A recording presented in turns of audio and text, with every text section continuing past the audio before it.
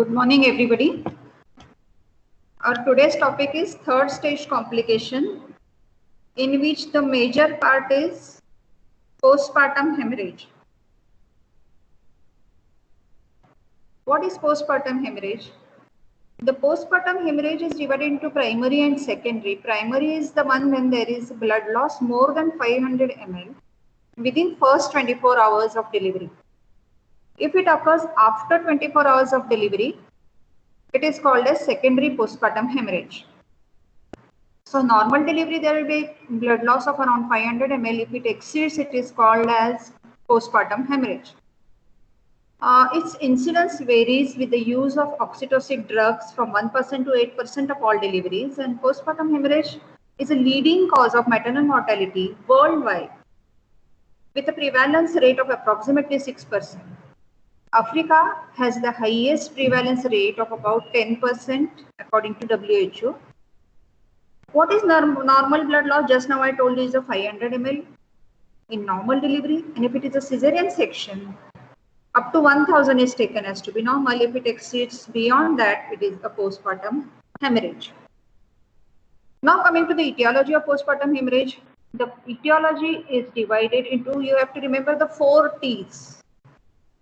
Which are these 4 T? One is the tone, that is the atonic uterus. It is also called as atonic PPH. Another is a tissue trauma or tissue retained inside, like in case of retained products of conception, maybe full placenta is retained inside, or the pieces of placenta or membranes are retained inside after the delivery. So it is the tissue. Third is the trauma. What is the trauma? In case of the traumatic deliveries, if the vaginal lacerations or cervical lacerations, or because of the forceps or vacuum, that is instrumental delivery, if there is some tear inside the vagina, or sometimes this tear extends into lower uterine segment.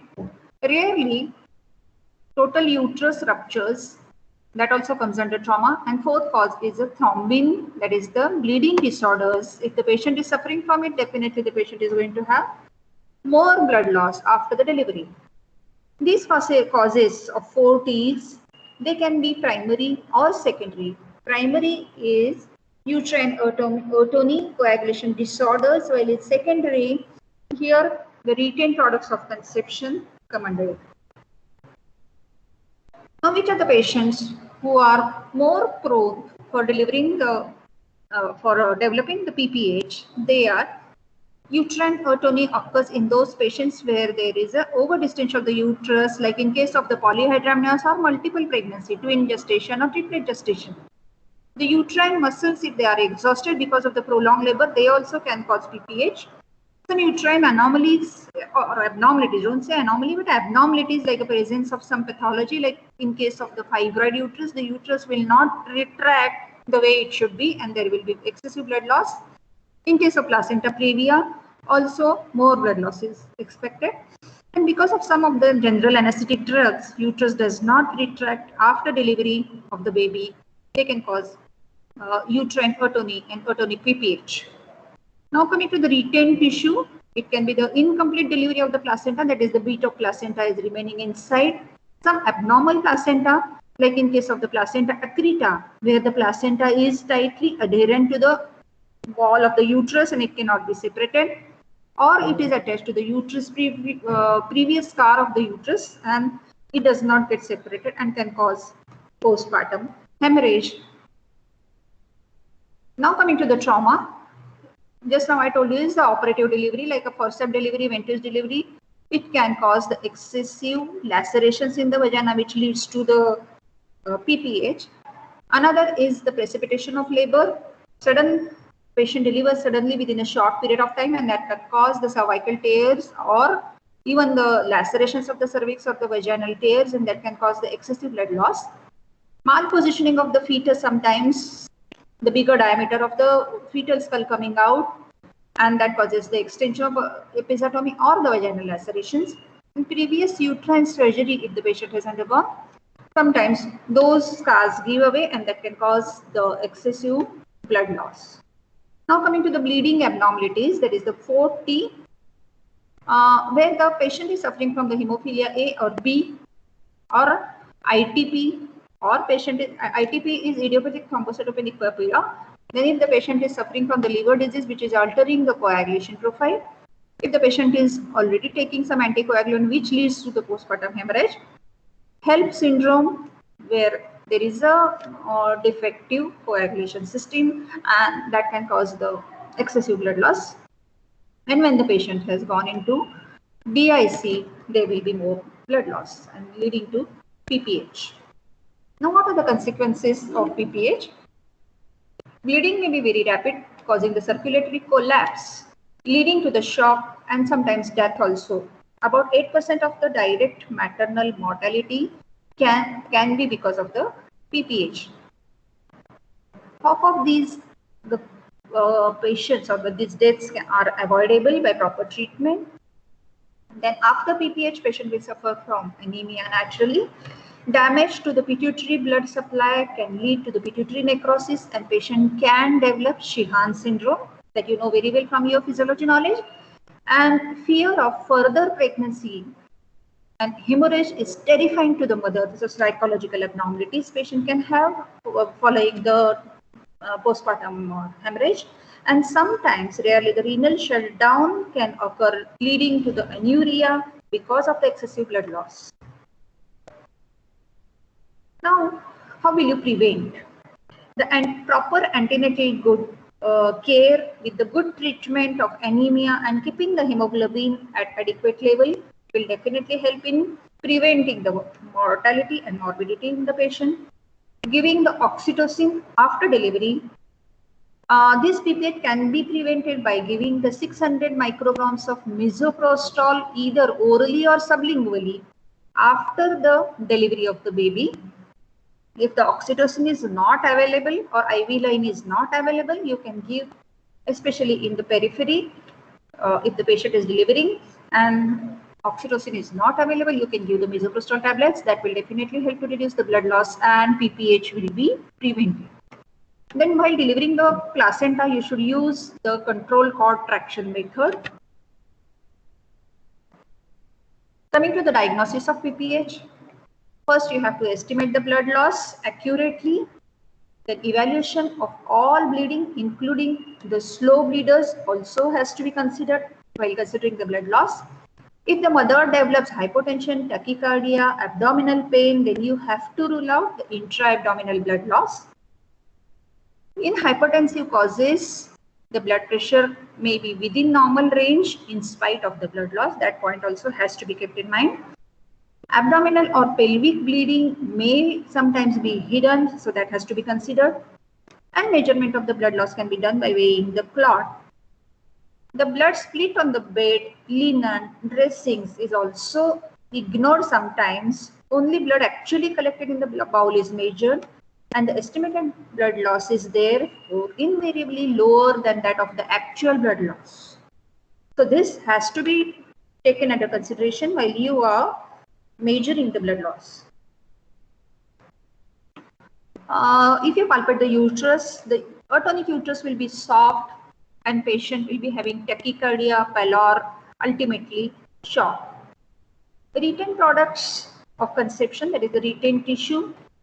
The missing part of the placenta or the membrane can be seen after the delivery if you observe the placenta and membranes.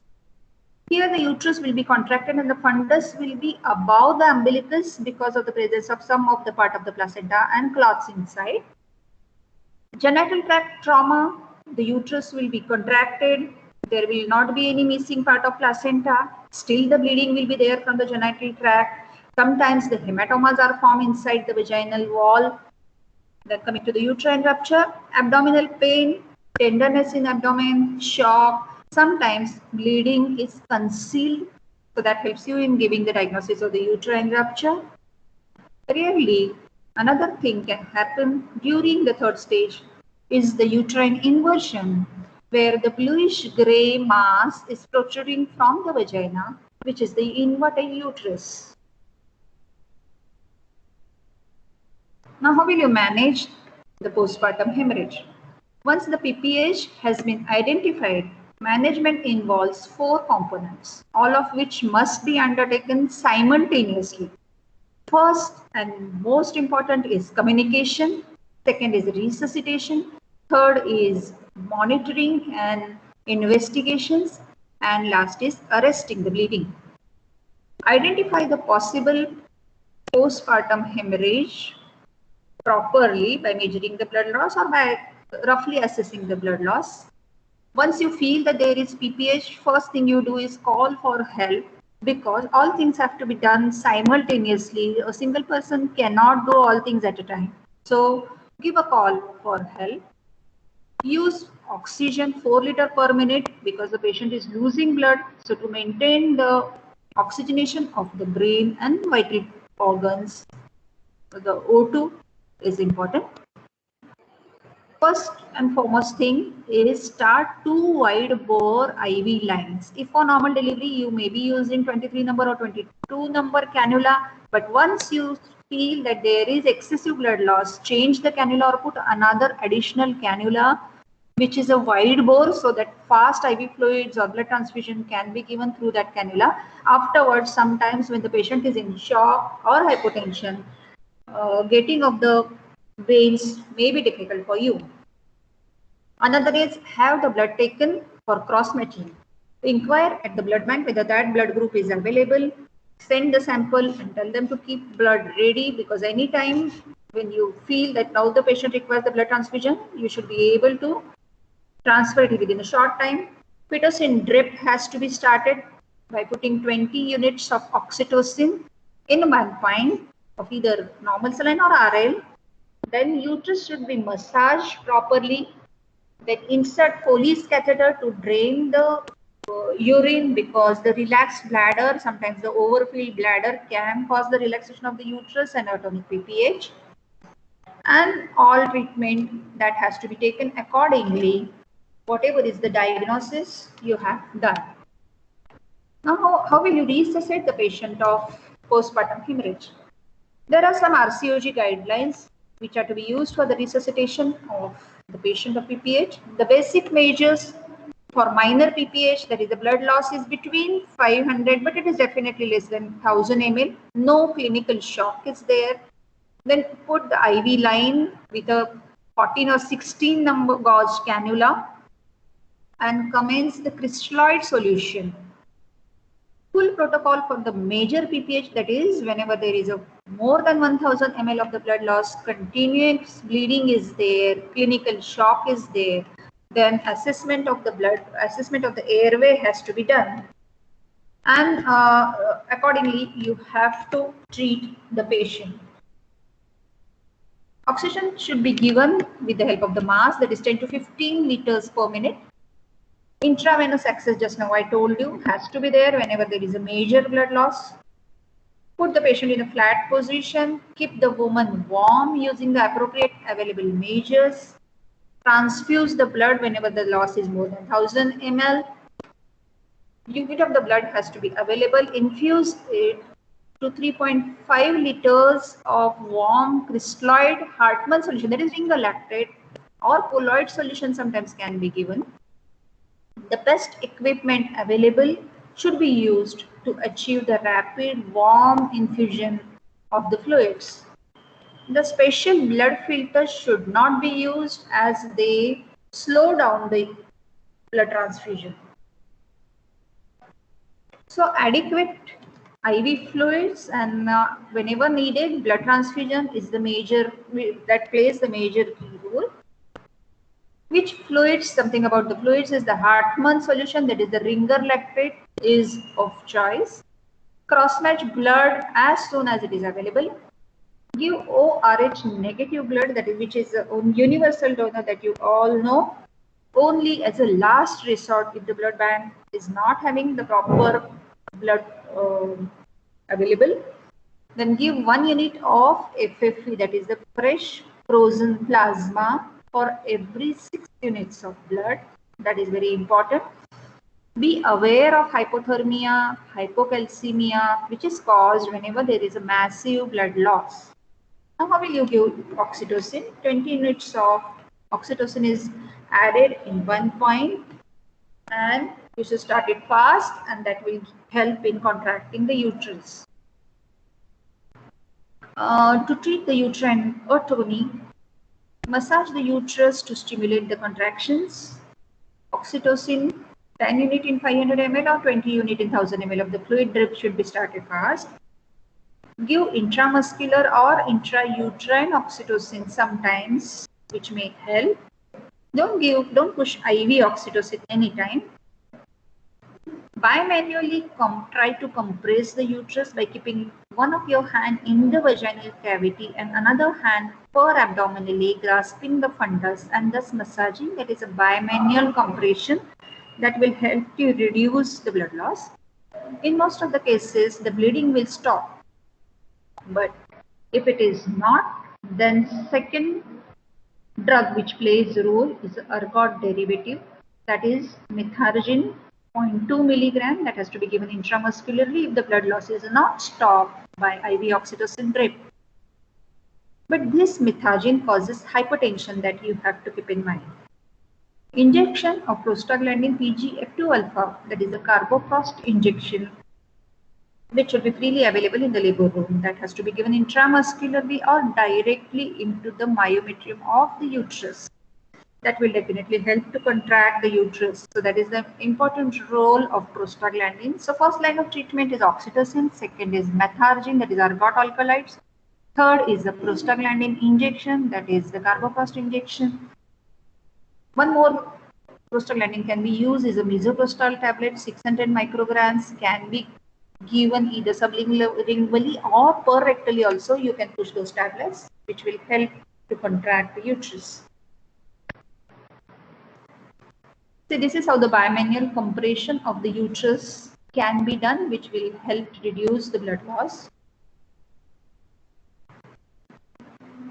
It is again the same. Now, suppose if all these measures of uterine massage, bimanual compression, oxytocin drip, methargine injection, tablet misoprostol, everything fails, still there is a continuous bleeding, uterus is not contracting, then from medical line of treatment, you have to change to surgical line of treatment. What are these surgical lines of treatment? One is balloon tamponade. That is, the balloon is kept inside the uterine cavity, which is inflated, and with the help of compression, it will help to reduce the blood loss. Sometimes the hemostatic sutures also can help, like V-Lynch compression suture will come to it. So if you put these sutures, that will help to compress the uterus. You can ligate bilateral uterine arteries, ovarian arteries, and sometimes the anterior division of the internal iliac artery from which the uterine artery arises.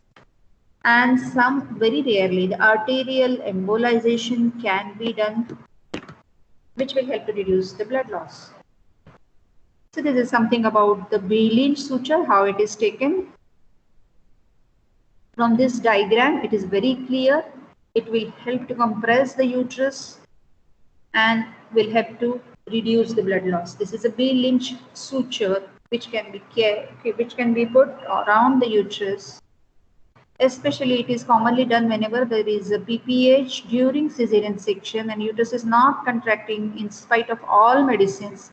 Next step always we do is this V-Lynch suture.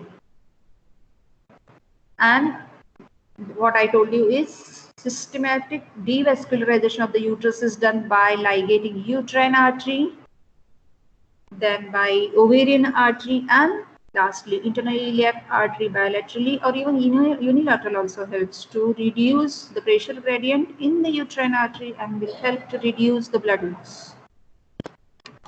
Now suppose the cause of PPH is retained placenta. Placenta is not separating after the delivery of baby.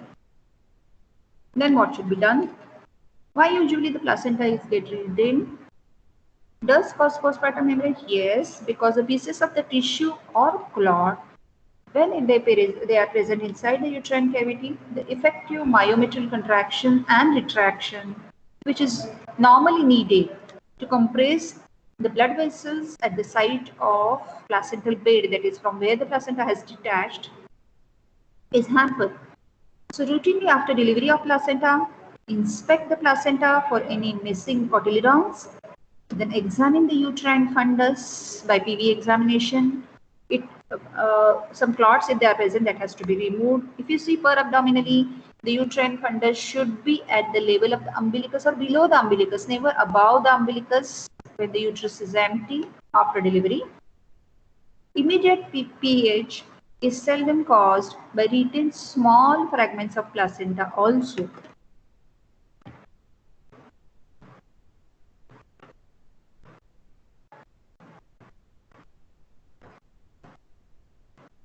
Now, how will you manage the retained placenta?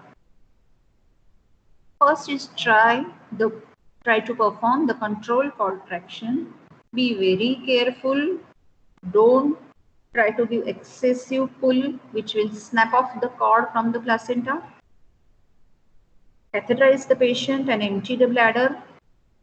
If the placenta is still undelivered in spite of all this, after 20 minutes of birth of the baby, prepare for the manual removal of placenta.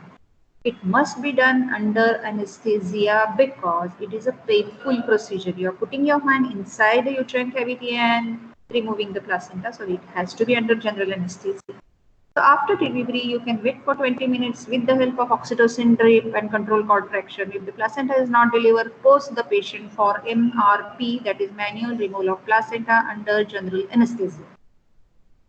Try one gentle sterile vaginal examination. Placenta may be trapped sometimes by the closing cervix. So placenta is separated, but the cervix has contracted on the placenta, and that is why the placenta is not coming. So half of the placenta is in the vaginal canal, while half is inside the uterine cavity. Such type of the placenta can be removed with a gentle PV examination and little pull on the placenta. But that also has to be done under general anesthesia because that also is a painful procedure. Try one gentle sterile vaginal examination. Placenta may be trapped and that can be removed. Sometimes it can be hooked with your fingers. Start 20 units of oxytocin in 1 liter of normal saline. Push misoprostol tablets per rectally. And if the case presents lately, try to do dilatation and curettage immediately after delivery. DNC is contraindicated. So early PPH, that is after delivery of baby egg, you are not supposed to do the curettage. By manual removal, you can remove it. And sometimes patient comes with secondary PPH almost after 24, anytime up to 1 week or 15 days because of the retained weights. That time you can do the dilatation and curettage. This is how the manual removal of placenta is to be done.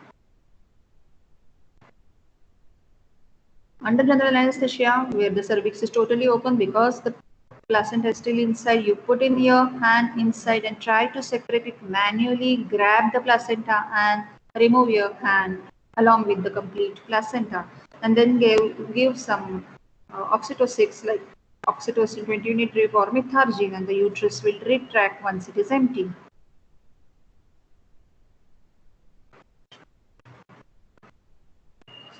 Attempts to clear the retained placenta are to be done like this.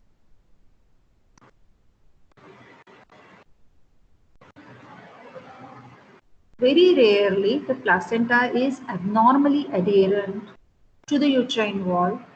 They are of different types, like placenta accreta, when the villi just penetrate into the myometrium, and that is why the placenta is not separated. Placenta increta, where the villi penetrate deeply into the myometrium. Then placenta percreta, where the villi penetrate through and through the myometrium onto the surface of the uterus, sometimes up into the peritoneal cavity. That is called as placenta percreta. Then piecemeal removal is very dangerous and only done for placenta accreta, because this piecemeal removal of placenta will definitely going to cause hemorrhage. Sometimes a small piece of placenta is left inside the uterine cavity. We let them atrophy with antibiotic control of infection, provided that the bleeding has stopped. This is a small piece, you are not able to remove it. If there is no bleeding, it can be left like that. It will get autolyzed. and antibiotic coverage is given in such cases. Now coming to the next cause of PPH, that is another T, that is trauma. Suspect it in prolonged labor, in operative deliveries like vein tubes and forceps delivery. Carefully examine the vagina for the vaginal tears, extension of episiotomy, cervical lacerations, or cervical tears. Suspect the traumatic PPH if the uterus is well retracted and it is below the umbilicus on per abdominal examination and still the patient is bleeding, then it has to be a traumatic PPH. They repair all the lacerations by suturing, and that's the treatment for traumatic PPH. Another complication of third stage is uterine inversion and uterine rupture.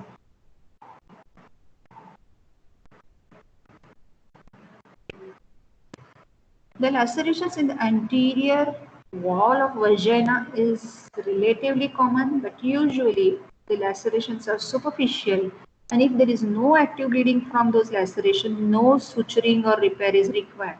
But if these lacerations are deep, it needs repair, and also along with the repair of the anterior vaginal wall laceration, you should put the catheter inside the bladder, because sometimes the patient will have difficulty in voiding.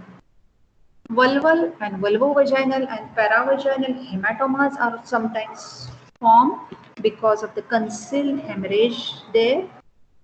The rounded swelling will be seen either on the vulva or inside the vagina, which will be very painful. In such cases, give adequate blood and IV fluids. If it is very large and causing discomfort to the mother, then we have to evacuate that hematoma through incision taken on that hematoma. Evacuate all the blood clots present in that hematoma, and whatever bleeder is seen at the base of hematoma, that has to be ligated. Now coming to uterine inversion. Uterine inversion looks like a blue-gray mass which is protruding from the vagina after the delivery of the baby. Whenever you have given an excessive pull on the cord, it is due to adherent placenta to the uterine fundus, which is not separating easily with the oxytocin drugs, and you give excessive pull. It will have copious bleeding. Hypotension is there, which gets more worsened because of the vasovagal reaction which takes place with the uterine inversion. How will you manage? Adequate IV fluid and blood transfusion has to be started. That inverted uterus has to be pushed inside. While pushing it inside, push the center of the uterus with the 3 fingers into abdominal cavity, or make a fist and push it back to its position as soon as possible. So if you see that inversion has occurred, if you correct it immediately, it will have less complications. Or sometimes if it is not going manually inside, then you have to use a hydrostatic reposition. Usually about 2 liters of saline is infused inside the vaginal cornices. That will help to push the uterus inside.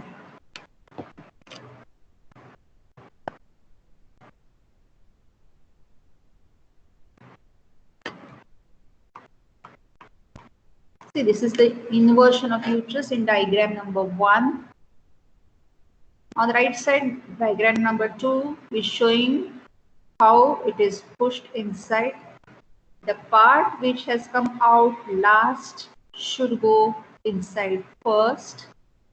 Once it has been reposited, put your fist inside and ask somebody to give injection methargine so that the uterus will contract on your hand, and then you remove your hand.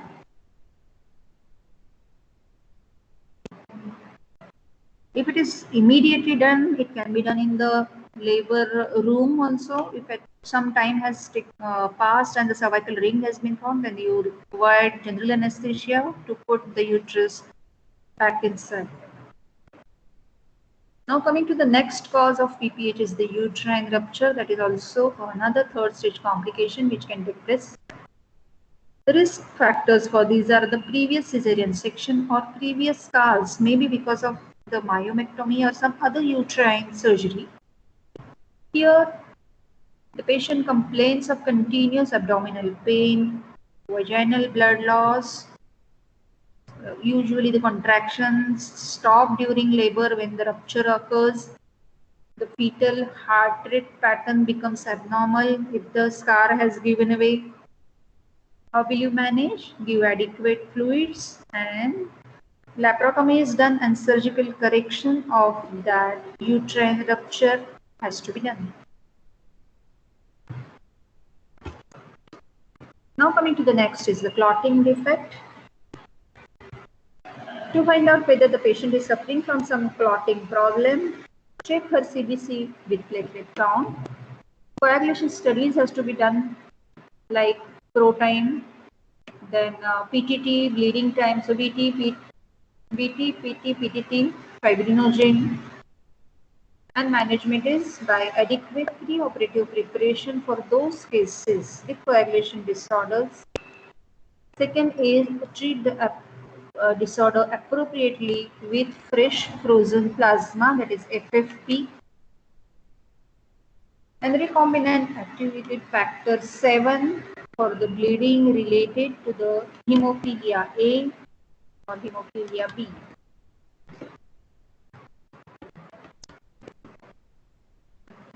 Secondary PPH. A word about secondary PPH, it is often associated with endometritis. It is because of the infection. When antibiotics are clinically indicated, a combination of ampicillin, that is clindamycin, if penicillin allergy is there, it has to be given along with the metronidazole for the anaerobe control. Then in cases of endomyometritis, where the uterus is also tender or actual overt sepsis is there, then the addition of gentamicin also has to be done along with the uterotonic agents to these secondary PPH cases. Surgical measures should be undertaken if there is excessive or continuous bleeding, irrespective of ultrasound findings. Insertion of balloon catheter may be helpful in a case of secondary PPH. Proper monitoring of the patient, that is the pulse rate every 15 minutes, blood pressure every 15 minutes, temperature has to be recorded, respiratory rate, urine output, amount and type of fluid which is given to the patient. Then CVP is measured, that is central venous pressure has to be measured when the patient is complicated. In spite of all antibiotics and oxytocics, if still the patient is bleeding, intrauterine tamponade, that is the intrauterine balloon catheter, can be used. Uterine artery can be embolized. Then laparotomy and ligation of internal iliac artery or B-link suture, which just now I showed you in a picture. Or rarely, hysterectomy has to be performed if the bleeding is not controlled. This again is the chart, little sorry for the small letters, but it is nothing but how the blood loss is to be measured. It's more than 500 ml, what is to be done? If it is more than 1000 ml, what is to be done? And these are the 4 T's, that is the tone of the uterus, trauma, tissue, and thrombin problems. So just to summarize, examine and treat the patient simultaneously whenever there is PPH. If bleed is prior to placental delivery, give oxytocics and manual extraction of placenta can be done. If the bleed is after placental delivery, palpate the uterus. If evidence of atony is there, massage the uterus and give oxytocin. If you suspect uterus has contracted well and genital lacerations or tears are there, repair them. If you feel some beads or products of conception have retained inside, try to remove them. Drain the bladder with the help of Foley's catheter. And if refractory to medical therapy, always consider the surgical option for the treatment of PPH. Thank you very much.